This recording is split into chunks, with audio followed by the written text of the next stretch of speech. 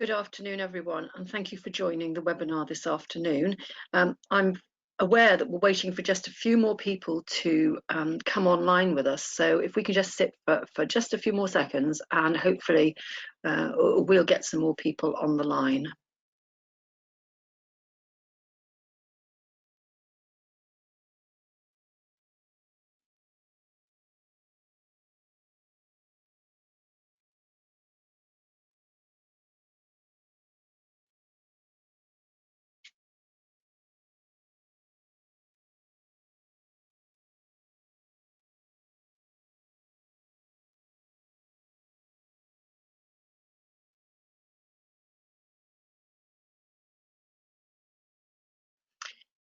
Okay, everyone, we'll make a start.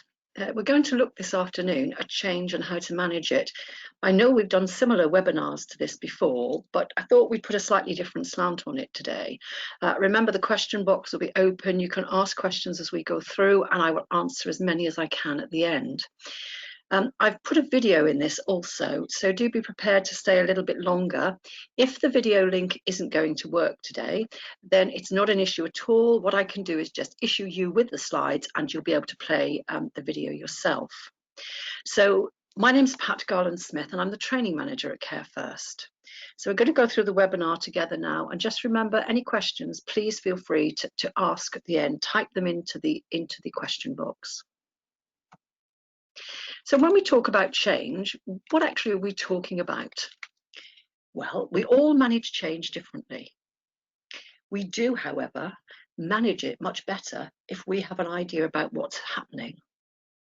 If we're kept informed and are able to hold on some control, we feel so much better about it because we feel that we are part of the process and we have the time to process any information that's coming to us and adapt to whatever we're hearing. The impact of change affects people very differently. It affects the way we feel, what we think, and how we behave.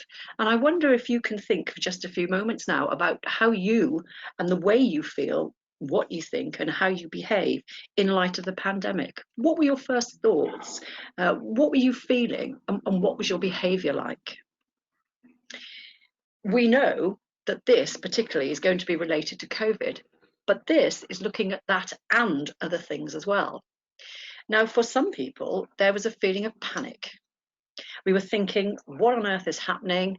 I don't know anything about this. The feeling was, I feel afraid and uncertain. And we were asking ourselves, is this going to be serious? How am I going to manage it? The anxiety started to build, and people were thinking, well, when is this going to be okay? When are we ever going to return to any semblance of normality? And also, I think there was a certain number of us that actually was quite disbelieving of what was happening. This cannot be happening. You know, we have never in our lifetimes ever seen anything like this, and we just couldn't believe what was going on. However, turning things to the positive and not so much COVID related, just think now about a new opportunity, a new chance, a new change. And sometimes when we get that, we feel quite excited by it. We think, wow, this is a real opportunity to do differently. It's going to get me out of that rut that I seem to be in at the moment. And you know, I'm really feeling pleased with myself here. And I think I've worked so hard.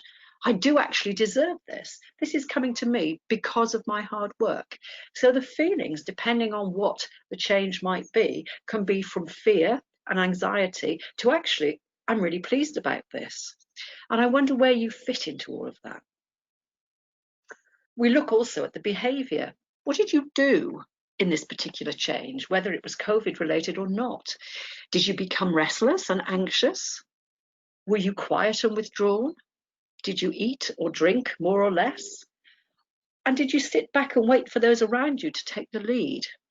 It's very interesting speaking with people during the pandemic, how people have managed this individually and obviously corporately in terms of your organizations. It wasn't the same from everyone, even though there was this feeling that we were all in this together. Or it could be, were you more outgoing in terms of contact? Did you think, come on, this is something different. This is a chance for me. I'm really keen to get started. Did you rush around to find the information you needed? Or did you think, right, that's done, let's move on to the next? Which one of those do you think you might be? Whatever you did in the past or do now, change is part of our day-to-day lives, and we really do need to be okay with it. And in order to manage it, we have to be quite aware of what we think, what we behave, how we behave, and the way we feel. We have to be aware of that within ourselves. We also have to be aware of people around us. How do they manage change? How do they feel? What do they think? How do they behave? Those are the sorts of things we have to consider when we talk about change. And those of you that will have read the article will know I mentioned this with young children and saying, actually, we sort of push the children forward. We sort of expect them to accept change. They go from us to other carers, all sorts of things that children accept on a day-to-day basis because we're pushing them to do it. And within ourselves, we make lots of changes in our personal lives. We decide where we're going to live, who our partner's going to be, the colour of the carpet, the make of the car, the colour of the car, where we go on holiday, all of those things, we have a say in it. We are responsible for our decision making in all of that. But right now, right during the pandemic, we don't have that option. We have to go along and do as we're told. And for many, this was quite a shock when we were suddenly locked down and our working lives changed, our social lives changed, and we became quite reclusive. Those people that weren't frontline or key workers, because there was working from home. Many people were furloughed, and there were lots of mixed feelings about that. There was the issues around financial instability, and all sorts of issues were raised on the back of the lockdown. And now things are moving on again. So this is an ideal time to look at how you manage your change. So think now for a moment for any major change that you've experienced, and did you feel that you were losing control?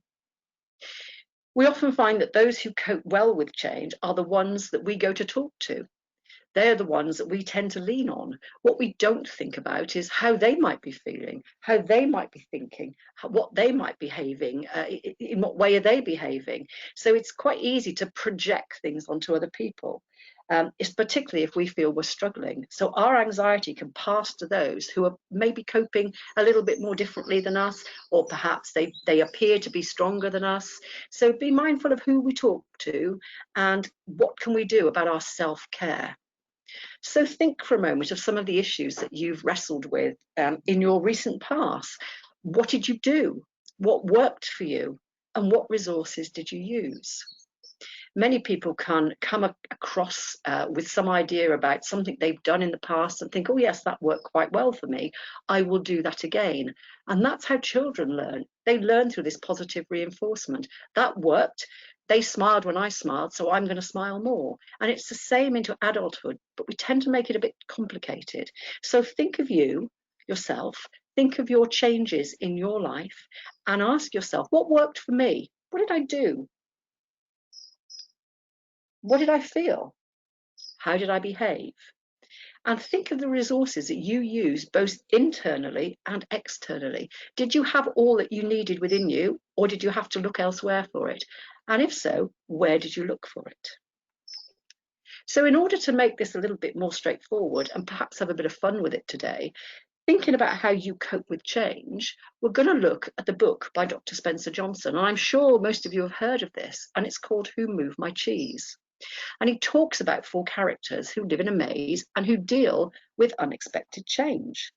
Now, the maze is sort of representative, really, of where we spend our time. We spend our time working and looking for things in that maze. And the cheese tends to be what we want.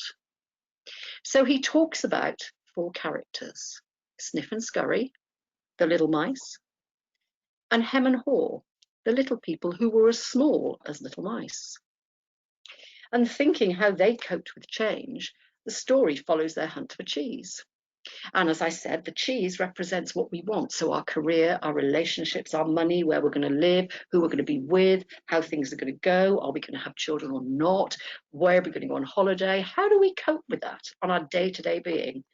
And of course, the maze symbolizes the place where we spend our time looking for it. And he talks about how change works, how to adapt to it, and the stages of moving through the maze.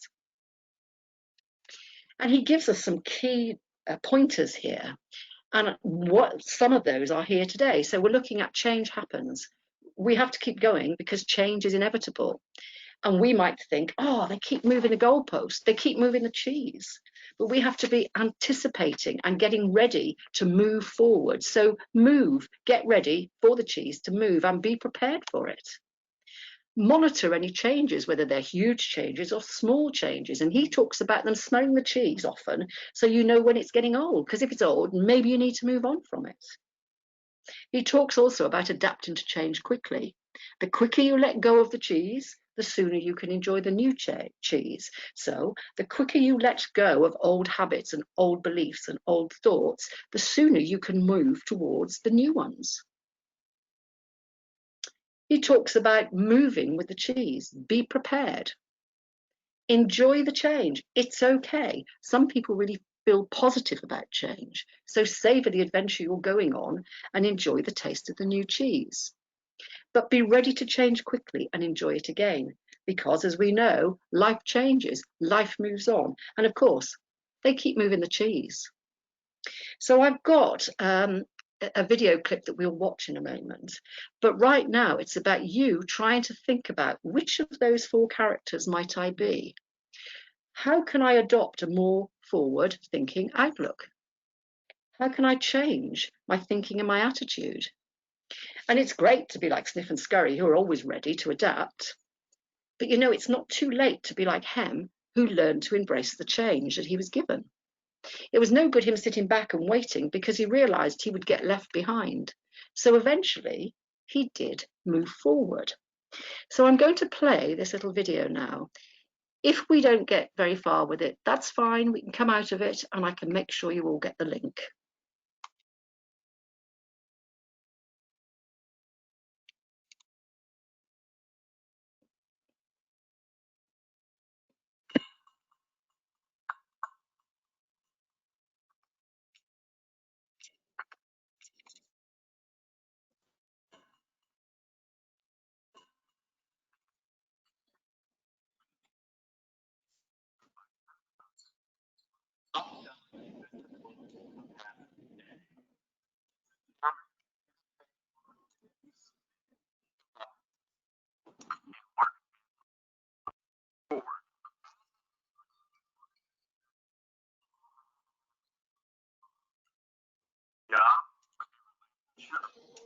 Or organizational success. We spend time seeking what we want in the maze. In the book, the maze is a literal one.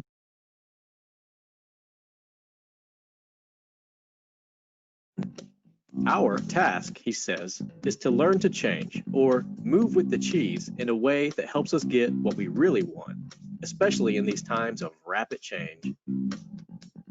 The book is in 3 sections. 1, a gathering. It's a class reunion about trying to deal with changes in their lives. The actual story of Who Moved My Cheese, which is the fable the people at the reunion read. And 3, the discussion, or a talk about how they are going to use their work and lives. Let's get into the book. We begin with the gathering.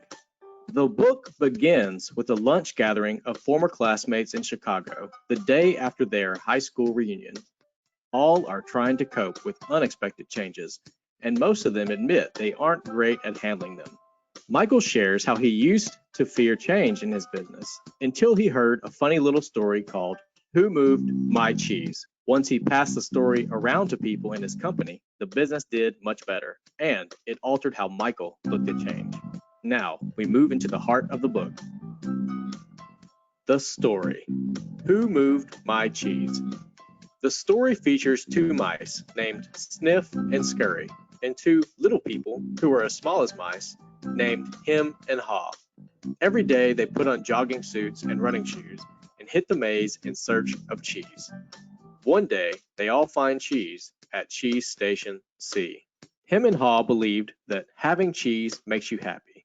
Once they found cheese at Cheese Station C, they got very comfortable and expected the cheese to always be there. They took the cheese for granted and even moved their homes closer, creating, unfortunately, a false sense of security. They assumed their hard work and finding the cheese justified an endless supply of it. Snip and Scurry behaved differently. They followed their instincts and paid attention to small changes. They did not cling to beliefs about how things should be. One morning, when Cheese Station C had no more cheese, they quickly went off in search of new cheese. At the lack of cheese, Him and Haw freaked out.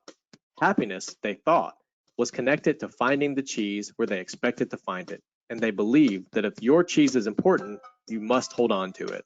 "Who moved my cheese?" Him yelled. "This is so unfair." Even when there was no cheese, they kept coming back morning after morning, expecting to find cheese, but they didn't. Finally, Haw started to laugh at himself. Haw suggested that they maybe go and find new cheese, but Him doesn't agree. What they don't know is Snip and Scurry already found a huge supply of cheese at Cheese Station N as they searched the maze for new cheese. Haw realizes the old cheese isn't going to show up and that it was time to start another search. He felt more alive when he decided to move on. He left a note for Him. "If you do not change, you can become extinct." And what would you do if you weren't afraid? As Haw journeys out into the maze, he writes messages to himself, hoping Him will see them and understand the wisdom he is trying to share. Recalling the cheese at Cheese Station C, Haw admits that the cheese had gotten smaller and older and didn't taste good. Change would not have taken him by surprise had he watched what was happening and anticipated change. He wrote, "Smell the cheese often so you know when it is getting old." Although he felt fear, Haw moved in a new direction. He began trusting what lay ahead, even though it was unknown. He felt good and wondered why. Then he knew why and wrote, "When you move beyond your fear, you feel free." In the maze, Haw started having fun. He imagined eating the many cheeses he liked and imagined enjoying the tastes of new cheese. Then he wrote, "Imagining myself enjoying new cheese leads me to it." On his journey, Haw found bits of new cheese and began to get stronger. He wanted to go back to see if Him would come along.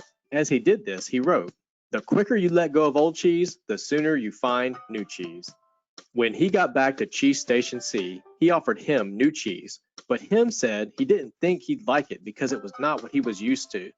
Because he was not ruled by fear and didn't feel as weak as he did when he stayed in Cheese Station C with no cheese, Haw ventured back out on his own. He realized it is safer to search in the maze than remain in a cheeseless situation. Haw realized the fear you let build up in your mind is worse than the situation that actually exists. He'd been so afraid of never finding new cheese that he didn't start looking. Now, just looking was becoming exciting. His beliefs were evolving.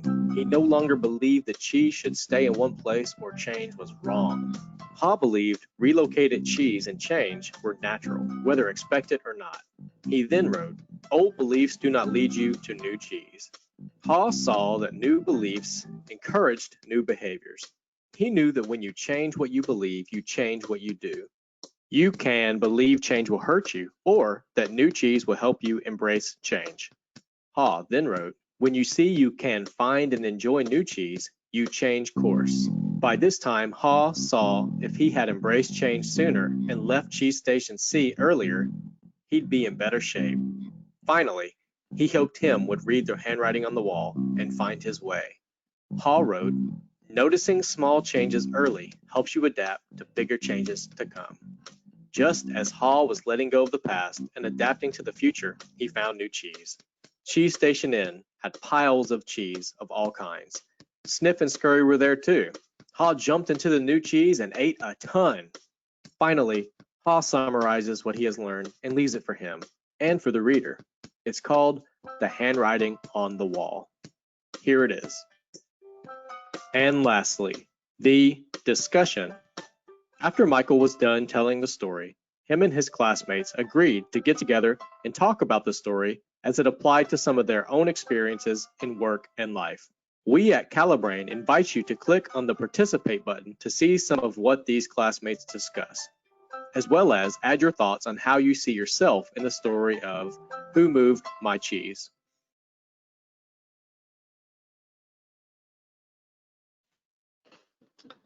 Hi everybody, so welcome back. I hope you found that quite useful. As I said, you can get the link and you can watch it for yourself. I think it does tell us a lesson that sometimes we sit back and let others take control instead of actually thinking, I need to own some of this for myself. So think into those little characters. Are you like Sniff and Scurry, or are you more like Hem and Haw? You wait back for others to make the decision. This really is about us all moving forward together and learning from the things that we've done in the past, learning from those errors and learning for the good things and saying, actually, you know, I can control some of this. In fact, I probably can control more of this than I actually thought. And remember, today is just sort of that little level of talking about this. There's far more that we could discuss about it, but really this is just a short bite-size webinar to get you more interested and to make you think more about how you deal with things yourself. We need to think also how we can continue to support you at Care First. Remember, we're a professional counselling service, information and advice service, and we offer support for lots and lots of issues. It doesn't have to be all about work. The majority of our issues arise around the personal issues that we might be experiencing. We're not there to take away anything you already have in-house, but more to complement and work with your already existing resources. And we do provide you with a confidential environment in which to discuss any problem at all, away from the working setting and independent of the situation you might be in. You access us via a free phone number. You'll talk with a qualified BACP accredited counsellor who will ask you what's happening right now. They will ask you how this issue may be affecting your personal life and your work life. And there are several options you can have. You can decide to talk and contract with the telephone counsellor. Or it could be that you could have the face-to-face option. And right now during COVID, whilst we're not offering face-to-face, we are offering other ways of having a face-to-face session. You're able to use the online CBT tool. We also have information specialists, and we also have online counselling. We also have access to management consultancy and advice, and we're there for any critical or extraordinary incident you may have at work in which you need some help and support. We're there every day. You can contact us via your 0800 number and speak to one of the team. That's the end of the actual webinar for now, but I may have some questions here and I'll do my best to answer as many as I can. If you don't get all your answers today, then do email into us at info@care-first.co.uk. Okay. It seems as though the slides were frozen on some people's videos, and I'm so sorry about that, but it does seem to be quite a common thing, although they seem to be working okay here. Also, we're talking about the presentation, and some of the questions are, how might this help me? Someone here has put that they've used Who Moved My Cheese and how excellent it was, and that it really helped them cope and deal with things. Is there anything else that people have? I know people are talking about the video and the screen freezing. I really can't explain that, but I'm sure we can sort this out on the download if there have been problems throughout it. If there have, it would be a great shame, and I hope some of you managed to see some of it. People are asking if they can see the link. Yes, of course you can see the link, and we will send that to you. If you message us in, we'll make sure that we do. Other people are asking for the link also. For those of you who stayed with it throughout, perhaps not being able to view this properly, then thank you very much for that. Do we have any more questions here today?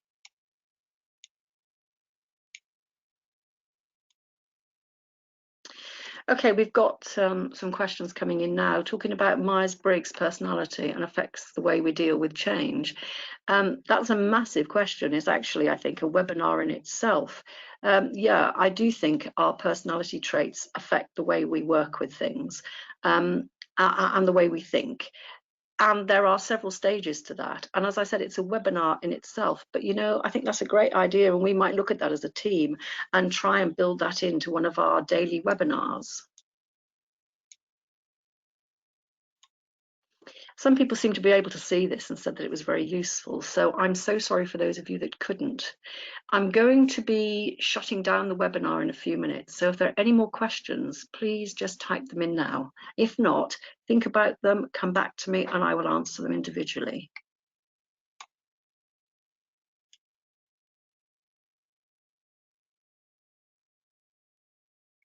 Okay.